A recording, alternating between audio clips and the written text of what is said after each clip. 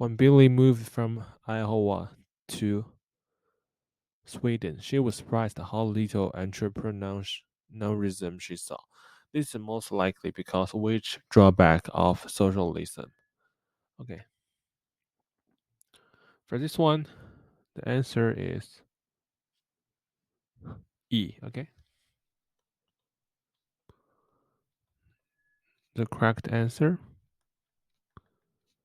is E. Problems with central planning. Okay.